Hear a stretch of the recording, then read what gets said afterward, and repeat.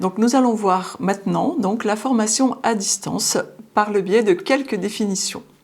Donc je vous invite à vous reporter à la séquence PDG 203 concernant concevoir des activités d'apprentissage en intégrant du numérique dans lesquelles vous allez pouvoir compléter cette séquence. Et je vous invite également au bas de la page, sous la vidéo, à retrouver un schéma qui vous donnera donc les différentes modalités de formation qu'il est possible de réaliser en présentiel, mais également peu à peu vers du 100% distanciel. Donc parlons maintenant succinctement de ce qu'est une formation dite en présentiel. Eh bien, c'est une formation où la totalité du parcours a lieu en présence d'un formateur et en présence de l'apprenant. Donc les deux sont réunis dans un même lieu pour donc tout le long du parcours. Donc à la différence de la formation à distance qui, elle, va permettre à un apprenant d'acquérir des connaissances en étant soit chez lui, soit dans un espace différent de celui où se trouvera le formateur. Donc, il aura le soutien du formateur. On verra plus tard qu'il y a deux formes pour pouvoir obtenir ce soutien. Et donc là, on parlera de formation à distance. Et cette formation, elle aura lieu à distance à l'exception de deux moments dans le parcours de formation. Le moment des évaluations, puisqu'elles seront parfois faites sous surveillance. Donc la personne viendra en présentiel et également lors du passage des examens devant un jury, s'il y a lieu dans son parcours de formation. On parlera aussi de temps de formation à distance dans le cadre de ce qu'on appelle la formation hybride. La formation hybride peut être un présentiel allégé ou réduit, c'est-à-dire avec une partie en présentiel et une partie en distanciel. On parlera quand même, on aura quand même les marqueurs de la formation à distance, mais on aura aussi du présentiel. Donc ces deux systèmes peuvent coexister, donc la formation en présentiel et donc la formation à distance. L'important étant pour l'apprenant de pouvoir donc acquérir ses apprentissages.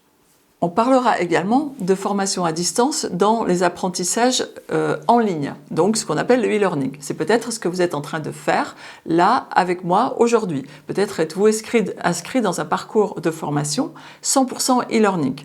Et peut-être que vous êtes inscrit dans un dans un parcours hybride, qui peut être donc là vous êtes en e-learning et puis vous êtes en présentiel, ou alors vous êtes en e-learning et puis parfois vous êtes en distanciel. L'important, c'est que toutes ces modalités correspondent à vos attentes, à vos besoins et également à vos préférences. C'est pour ça qu'aujourd'hui, dans le monde de la formation, eh bien, elle est multimodale. Donc vous avez la possibilité donc présentiel, distanciel, hybride, e-learning ou des mix entre toutes ces modalités.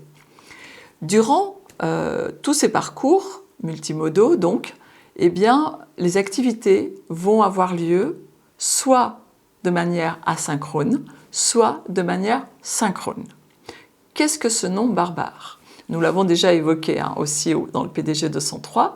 Donc asynchrone, cela veut dire que les échanges, les interactions avec le formateur vont être différées.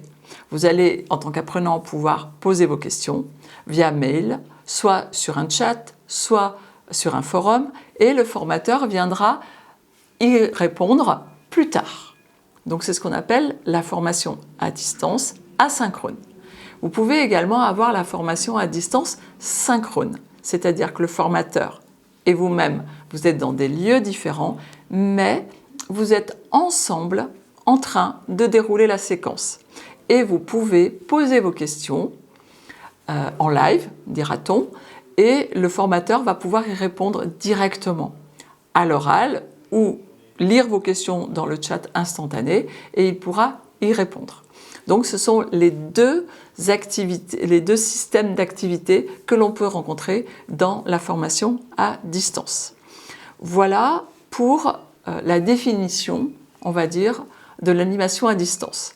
Donc je vous invite à poser vos questions. Encore une fois, je vous invite à prendre connaissance du schéma sous la vidéo et à poser toutes vos questions. Et je vous retrouve dans la séquence suivante.